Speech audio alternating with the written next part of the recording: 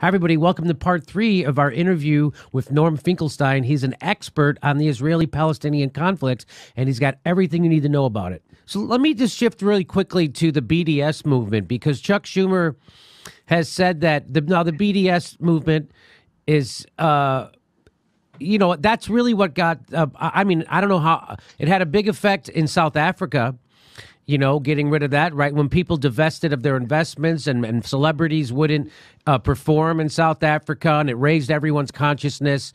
And so now they're trying to do the same thing to affect Israel's conduct with how they treat the Palestinians and pushing it towards a solution. And people are saying that that's anti-Semitic.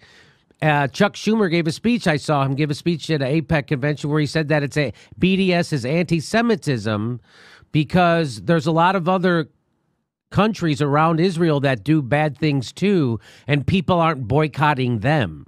So what do you say to that? Well, people have finite resources and finite energy. There are a few people who have them. There are a few people on this planet who have this mental range, range and physical energy, which is stupendous. For example, somebody like Noam Chomsky, who is able to move every piece on the chessboard of the world with his eyes blinded.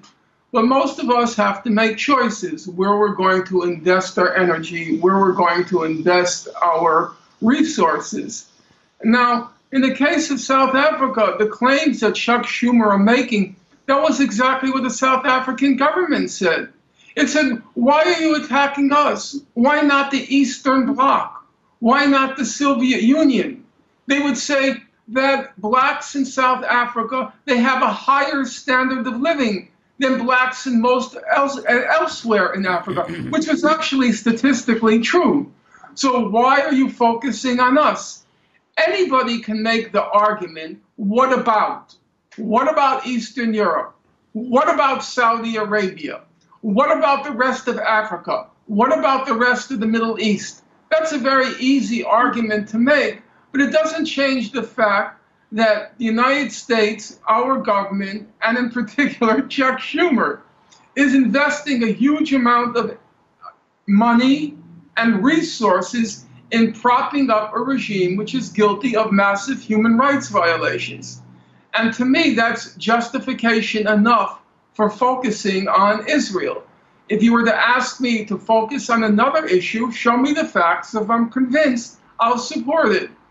But you can't use the argument, well, what about? Everybody uses that argument. That was the South African argument. So I hear what you're saying. What you're saying is, well, if you think other countries are doing horrible things too, start a movement and I'll support that. Right? You're not saying because other people are doing bad things, please don't hold me accountable for the bad things I'm doing, which is what Chuck Schumer's argument is. So Chuck Schumer went to my high school. He's an extremely bright man. Nobody can take that away from him. And he came from humble beginnings. Nobody can take that away from him. His father was an exterminator. I didn't know Chuck. He was 3 years ahead of me, but I did know his sister Fran, extremely bright young woman. And I would say that 40 years later, she left a deep impression. But the fact of the matter is, and I don't say this gleefully, I don't say it happily, Chuck Schumer is just a paid thug now. Yes. He just takes the money from right-wing Jews and from Wall Street, and he does their bidding. That's his function in life. It's a very sorry thing to have to say, and it's actually an interesting tale. One day maybe you can have them both on your show, because not only did Chuck Schumer go to my high school, but so did Bernie Sanders.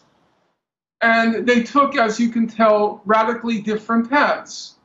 And Sanders also came from humble beginnings, and he often says growing up in his home was not easy, because there were a lot of fights between his mother and father over money issues. His father was a door-to-door salesman or a traveling salesman.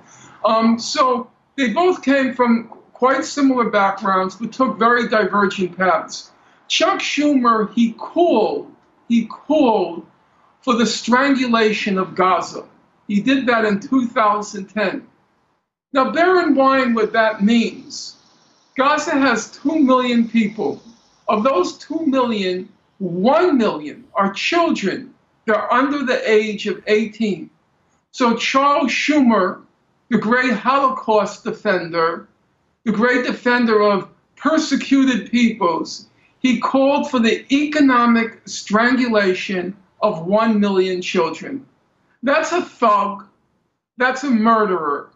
And we should not recoil from using that language out of some sort of deference to the fact that he's Jewish or deference to the fact that he came from humble beginnings, which he did.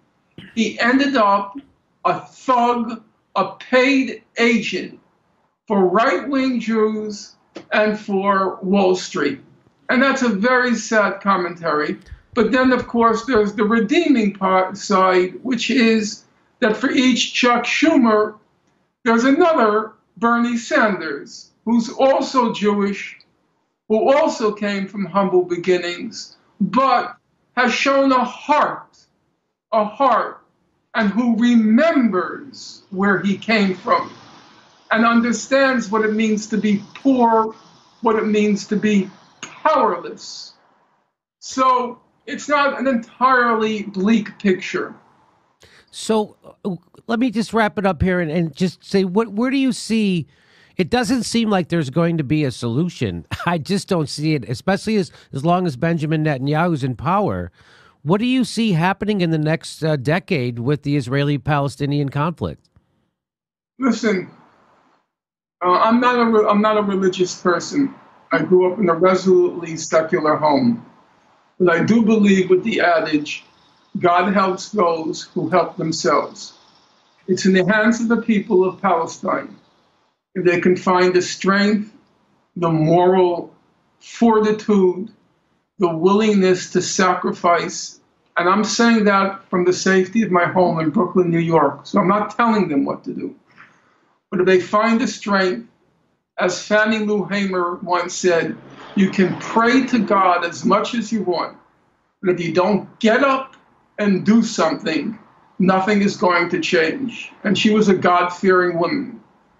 God helps those who help themselves.